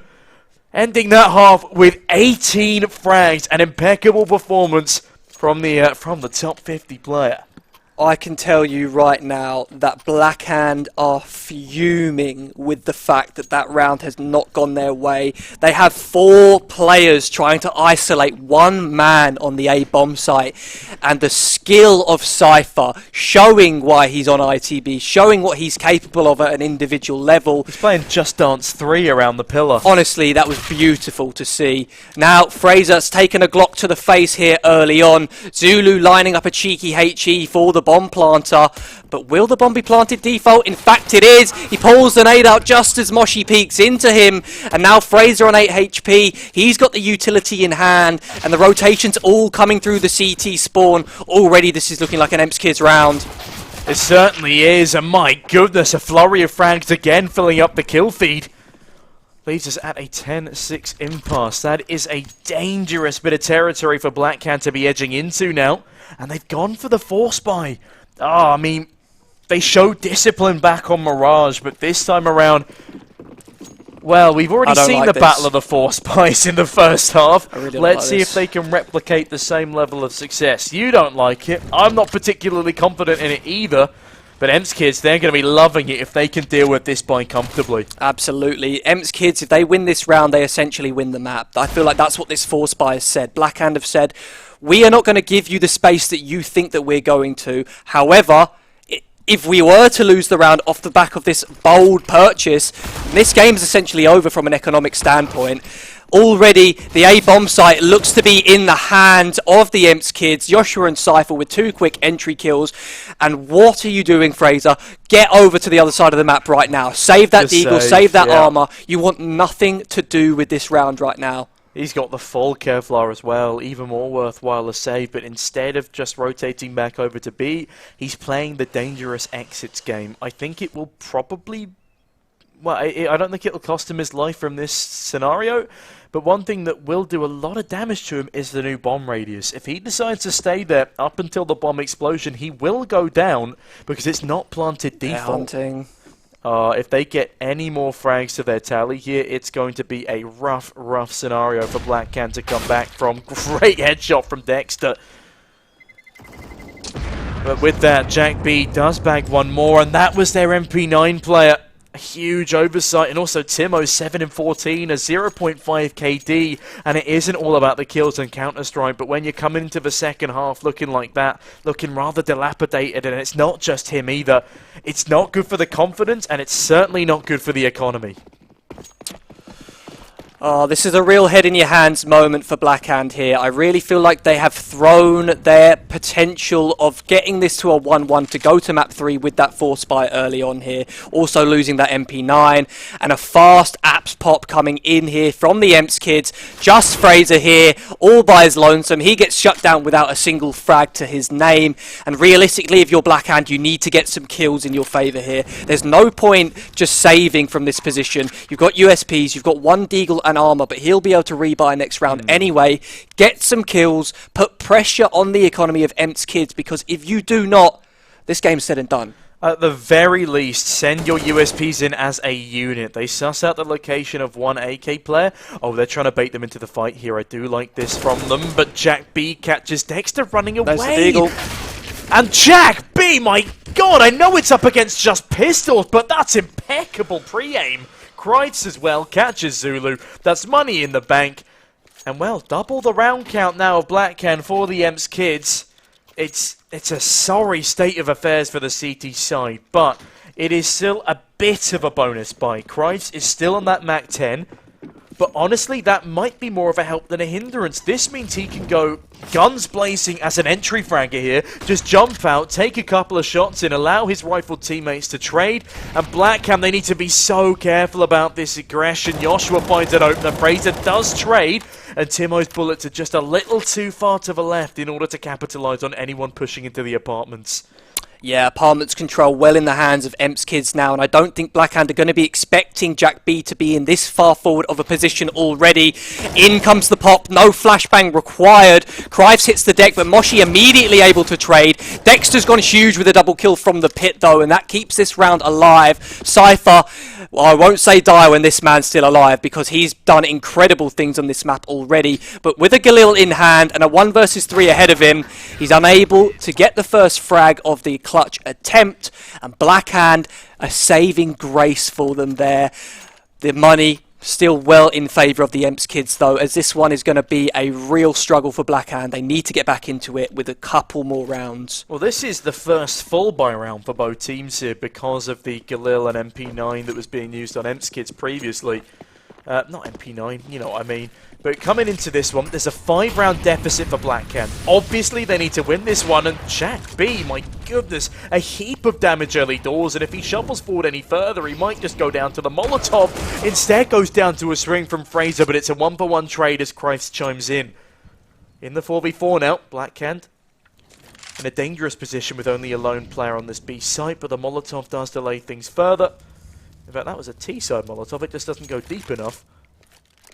And with a quick weapon switch coming on in, well, this has bought enough time for a rotation. Yeah, think about this one from the Blackhand perspective. You know for a fact you've got control of middle, so they're well aware of the potential of a B play. However, Zulu gets caught pants down. Dexter, at least good for one trade through the smoke, is going to make this round still doable for Blackhand on the retake. They've got plenty of utility to work with, and they have a kit as well. What needs to happen here is they need to be able to trade effectively. In comes the smoke for the top of Banana, and that's a well-positioned one. The Molotov just to clear the close side. Dexter's positioned well for it, but gets cut down by the AWP of Cypher. Jouster trades with the Molotov, but Timo now 1 versus 2, able to get the first kill onto the high HP player. He's got a kit in hand. Joshua 3 health to work with, but he's not taking the fake at all. No, he Timo missed. swings on his heels, but has he got time? No, in fact he does not. He tries to scarper away, and I believe he'll survive by the skin of his teeth, but Emps Kids are now 3 rounds away from taking this series 2-0.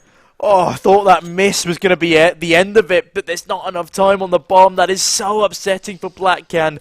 They fought that round tooth and nail. It was a decent retake attempt, especially finding the AWPer, eliminating that crossfire. But man, Emps Kids, they're just leading the charge here with Dexter on a USP. Timo and Fraser, the only rifled players. Well, they will find the opening frag, and I don't even know what to expect from this game anymore. Blackhand could still very well come back into this, but as Cypher deals a killing blow to Zulu, it looks further and further from a possibility. As soon as I say that, another headshot comes through from Fraser. A real hero in these past couple of rounds, as it's the USP of Dexter to get another one down. And Fraser swings on it at the perfect time, leaving just Jack B in a 1v3. He actually hits Fraser there. And then everything falls to pieces as the rest of the team rotate on in. 5-round deficit again, but I don't really know what's going on. What a classic UK CS round to lose if you're Emps Kids. You've got everything going for you. The economy of Blackhand is so shaky with only 2 rifles brought into the round, and yet it all falls apart in front of their very eyes. Now Blackhand crawl their way back into the game. They finally have control of their CT side of the economy, and if they can win this round without losing too many bodies, then we can really start to talk about a comeback. Wow. Wow. Okay. Triple headshots on the spray down. Moshi manages to recover an M4 for the time being, but Zulu cuts down Jack B and Moshi just as well. So a fairly clean round, only losing Jouster there. That's going to give Blackhand the boost they need to get back into this one. Yeah, 4-round deficit on an Inferno means very little if you've got the fortitude to just drag those couple of extra rounds over the line, especially when your economy is the one in the lead. But Emps Kids, they're looking to retain that lead with a bit of a half buy here. They've got the Mac 10 on Moshi, and they've got a decent bit of util to use it. They're looking to really apply the pressure towards top Banana. And, oh, that's the bomb already. Krives, very unfortunate. Cut down through smoke. Zulu finds one more. And incredible amount of damage onto Cypher. This could very well be a 0-kill round for Emps Kids, as what looked like it could have been something. Well, Jack B does find a frag, but what looked like it could have been something is very quickly being walked all over as Cypher jumps straight into a crossfire, and that is double digits now for Blackhand. Another game that we cannot count them out of. Okay, here we are. An all-important swing round here. Of course, it's not the end of the world for Blackhand economically if they lose the round. However, it puts them within 2 rounds of losing the entire series. The nerves are going to be incredibly high here for the Blackhand side. And if you're EMP's kids, I imagine they're going to be breathing the confidence out of them right now, simply because they're a map up. They're 3 rounds away from being able to take this one. They know they've got Blackhand on the ropes. And they've called a pause just to make sure that they can get this one really clarified between the 5 players on this T side and make sure the strategy is well known by everyone on the server. So, Kreitz? Kreitz hasn't bought anything right now. He's a little bit late out the spawn. Dexter with the AWP in hand, though. I hope we can see some impact from him. Well, the last time I casted Cypher was in Republic, and I held a funeral for him and Into the Breach after they lost the first map. Not only have they not lost the first map here, they're also leading the charge in the second, so no funeral attire required from me just yet. But if Blackhand are able to pull this one over the line, I might need to whip out the robes again, because I don't know if they'd be able to take having such a lead and letting things slip to the wayside. I think if we do go to Vertigo, Blackhand will be able to pick things back up, but it's Kreitz to find the opening frag. Give Razor to trade, but oh! Dexter! It's the collateral towards B, leaving just Cypher in the 1v1 now as he cuts down Dexter through the smoke. This is such a back and forth affair as Timo, he's got it all to do in the clutch. Cypher falls away to Banana after planting on mid-site. Well, okay, now that he's dropped that smoke, Timo knows exactly where he's residing, but Timo, oh, he's going to flash through! He's looking towards Banana! It's time for decapitate him! I was starting to build up a storyline here, Icon, but no! M's kids, they're on to 14! One more needed to secure in overtime, and despite the tragic economy, that's a tragic outcome for Blackhand! I have lost all faith in humanity.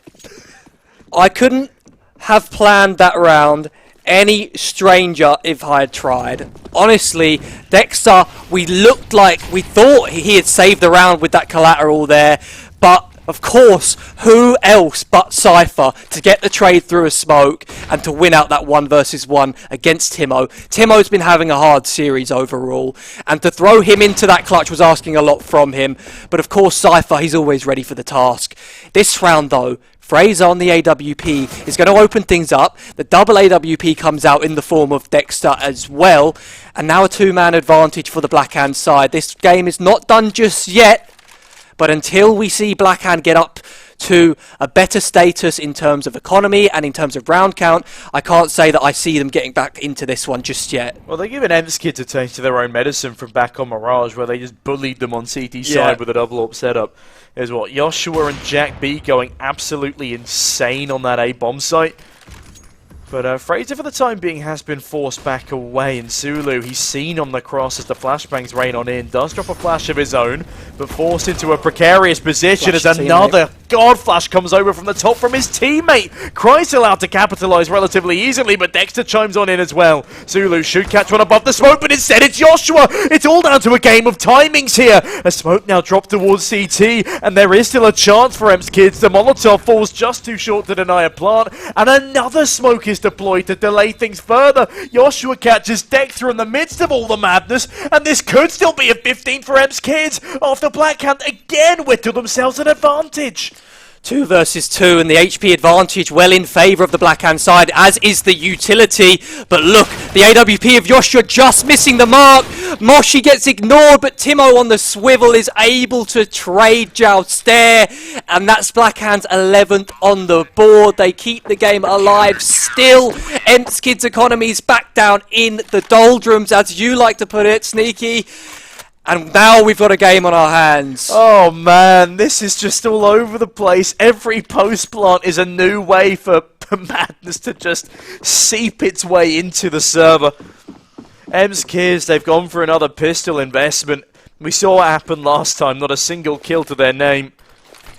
Will they be able to make at least a little more damage than just tickling Yao Stare? Blackhand They've got a pretty nice setup themselves. In fact, Yalster on the MP9 could be a key piece in dealing with these pistols. They've also heard this boost up into the... In fact, no, I don't think they have heard this boost up into the apartments. But Dexter, well, he's going to see 3 people running towards short. Won't be able to save his teammate. Does trade, but Timo, that is lovely. 2 to the tally. Make it a third. And Cypher, 1v4. Pistol might catch one here. Does deal with an AWPer. But hot swapping to the MAC-10 will be his demise. Not that he would have had enough ammo really anyway to deal with that second player from long. Valiant effort. But only 2 rounds now separate these 2 teams. And, well, you've already had a pretty long Inferno series today. We could even be going further with the way these 2 teams are shaping up. And there is the opportunity for a buy on this T side now. And with Jack B already investing, I reckon that will be the ploy. Are we calling an overtime here? Is this on the cards? You know what? I think the fact that Timo is able to get that 3k on the pit defense, he's now managed to get himself back positive. Bit of Such a confidence. great sign for Blackhand. Now they really have a solid 5 players who have all come to play. The confidence is back in. And honestly, this is the round. This is what is going to decide it all here. Do Blackhand bow out after 2 very, very close maps? Or do we see them manage to resurge back into this game? If they're able to take this round, once again, EMP's kids are back down onto a weird bye. They'll go down to the half. We'll find ourselves at 14-14, and it could very well be overtime. Oh, Jouster goes down early, but Timo with a gorgeous trade. Dimo and Dexter filling up the kill feed, leaving us in a 3v2 scenario, and that Molotov is lethal. Another Molotov from Cypher, though, to reply, and it is still pandemonium on the bomb site. Cypher does catch a frag with that molly, but Fraser is there to seal the deal. And, well, as Cody said earlier, it wouldn't be a LAN without an incredibly lengthy game to finish out the day in the best of 3. Timo have had back-to-back 3k rounds. He has woken up in the later stages of this game. We've got loads of utility on the CT side. The Deagles are out in hand of EMP's kids. However, it would be typical UKCS if Blackhand were to lose this round, and I don't want to curse it, so I'm just going to shut my mouth when it comes to predictions and do the play-by-play. That's alright, that's my job. I'm the king of cursing Counter-Strikers, I'm sure you reminisce. But Cypher, well, he's reminiscent of better times back when he was able to win Inferno games! Christ! Jesus Christ almighty, as you might say. A nice decapitation there towards Coffins, and Jouster, well, he's looking to do one back, but no, avoided due to the smoke dropping right in his face, and with this they could hedge their bets towards CT, but instead they're going to encapsulate poor old Timo on this A bomb site. He's been spotted in the pit, and another headshot! Double C, Cypher and Christ chiming on in with the pistols, and it could be, as you said, a very UK-style round as the pistols start to swarm. Timo's still left alive, he's been spotted, he gets cut down by Cypher again! Oh no! The Blackhand players, they've been isolated! They can't come back into this A-bomb site, and honestly, it's got to be the save call! Without a doubt, the save call. At least they've dealt with Cripes, the lone man, already going for the hunt as he's aware his teammates have got full control of that A-bomb site. Dexter and Fraser, they need to get away with both of these rifles in hand because look at the money on Timo. Look at the money on Jouster. There's not going to be a situation where if these 2 players go down, there's not going to be a competitive round going forwards. They're going for the retake attempt, though. They do not want to concede this one, and they've thrown the game away. EMP's kids up to 15, 1 round away from finishing this series 2-0, and Blackhand's economy nowhere to be seen. Oh, it's very reminiscent of Mirage, the hero rifle and the upgraded pistols to send us out of this well, I say send us out. We just saw what happened with a very weak buy on the side of EMP's kids, so who knows where this game is going, but all things considered, 2 MP9s, 2 5.7s and an A1S should not stand up to a full utility AK-47 buy, and EMP's kids know this. They know this is their best chance to close out the game. If they throw this one, they will not only be throwing an opportunity at a, well, not swift, but a clean 2-0, but they'll also be knocking their confidence heavily. I know that Black can get very, very loud when they win the crucial rounds, and that has definitely been playing on the mentality of the EMP's kids side. They need to shut them up where they're sitting. And Absolutely. Fraser, with that hero A1S. If he's removed early, I think that's the game. They need to be so careful, and he's just been spotted, Pixel jumping towards the half wall. I think this game would be doing us an injustice if we didn't see overtime at this stage, Sneaky. I do really feel like just UKCS demands it from these two teams with the way that these games have been playing out. I cursed it. We said, I'm going to shut up and make no predictions, and then EPIC kids run away with such a diabolically dumb round, sneaking through that deep, long smoke. They managed to wrap onto the A-bomb site, and Timo just had too many angles to deal with. I mean, the one digging towards Library as well was just the icing on the cake. After Crisis opener onto Coffins, and, well, talking of Coffins, there's no one there this time. Instead, it's a second orange quad positioning, and Krives again, the man to open up. Fraser, though, he's going to find a double. If he can find a third, they're still hoping this round, but he's completely overwhelmed towards the dark angle of sight, and Jouster is left to do the pickings. Finds one towards Church. As the bomb goes down, it's another 2v2. Jouster has a rifle, but only 6 points of health. This is not going to be easy by any means. Timo now, 100 HP, is given over the A4. They've got a smoke and a flashbang to deal with this retake. And Cypher and Moshi, well, they've got the rifles, they've got a flashbang, and they've got all the time left on that bomb to play with. Crossfire coming on in. Cypher and Moshi, they land the first. Last alive is Timo. It's dire straits. The Glock keeping him at bay. And surely he can't stick in a fuse like this. It was madness to even attempt it, but it's 16-13 now to EPIC kids. And what a crazy way to finish this best of three. Two of the top seeded teams in this entire tournament. And that is the way that Black Hand will fall. Congratulations to EPIC kids on a crazy 2-0 in a wild best of three. And honestly, that was an incredible game, and I'm very glad that I got to cast it with you. I agree. Okay. What a first round of the playoffs, man. That was the number 1 and number 2 teams predicted to make it to finalists, and they go up head-to-head with a game like that. That felt like a final to me. That was so intense, so back and forth. Both teams really did come to play. I have to credit Blackhand. They really did make some great rounds of those situations. They reacted well in a lot of spaces as well. It just seemed like luck really wasn't in their favour this game, you know. Timings that Zulu was getting in the back of the B bomb site were eluding him constantly. Timo had a really slow start to the game. Yeah. But with things all said and done, it will be EPIC kids moving forward in the upper bracket. Of course, Blackhand, they're not out just yet. They'll be heading down into the lower bracket, and they're going to have to make a hell of a deep run if they want to make those finals now, Sneaky. Oh, man, the lower bracket, as I said, it really is the lower bracket of death. You think that the lower bracket in Cologne is tough, then come down to Kettering.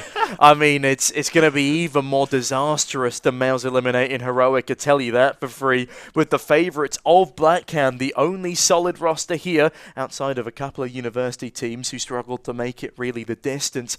Well, again, they have the targets on their back. This was their tournament to lose.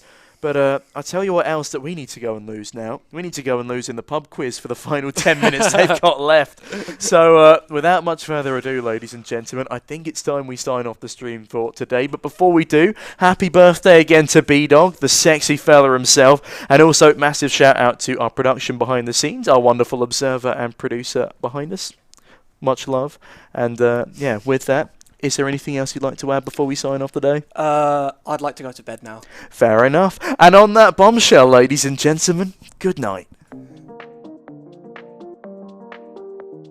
My name is Jake Merton, otherwise known by my online nickname as Jakey Boy Pro. I am 26 years old, and I currently work as full-time online events manager / producer for G2 Esports.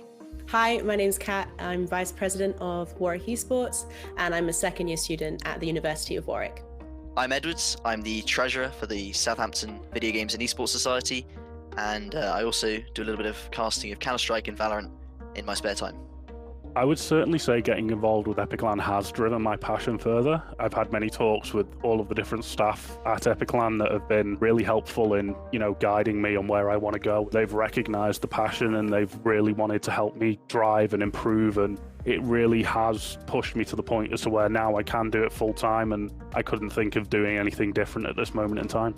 One of the greatest things for me about Warwick Esports is the ability to talk to so many students from other disciplines. It's very hard at university, unless you're in a society, to meet people from other departments.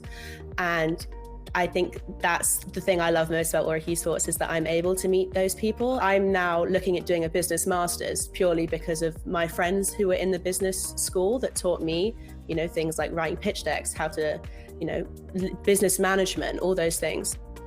So I'd always been interested in esports. So the moment I came to Southampton, I instantly joined the SVG server, asked how do I get verified, where do I find a Counter-Strike team? Like, I want to do this. This is the most amazing thing to me. And I got signed up instantly.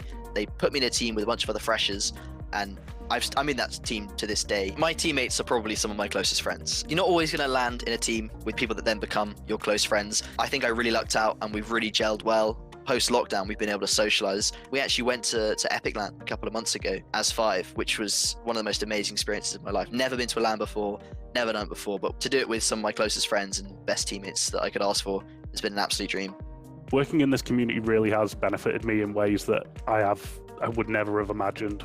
There was once a time where I wouldn't like to, go out of my way and talk to people, but I am a lot more confident when I'm outside in person and just being sociable. It's much easier to be able to, sit back and have a conversation with someone more than it was 2 years ago when I wasn't working this line of work. At Warwick Esports, we're very keen on, breaking down that barrier between only being online, like that stigma of, gamers in their basement, that kind of thing. We're very keen on breaking down that barrier, and we do pub nights very frequently. We go out and we do Sports Sunday, where everyone just goes and plays football. I cheer from the side, but everyone goes and plays football. And I think those kind of things make people feel like they're part of something rather than just another username in a Discord, which I think is why we do so well. People feel part of something, so they stay.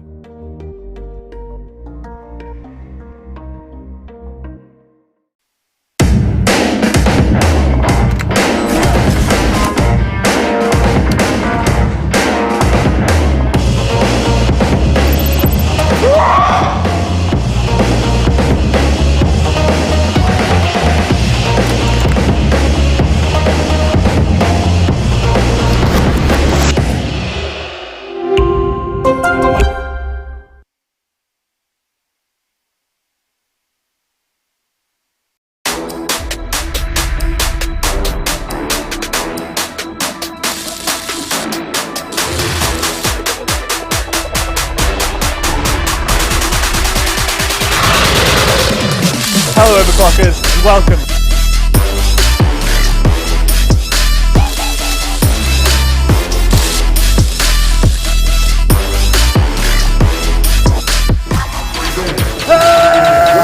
Oh, screw this. Where's APIC when you need him?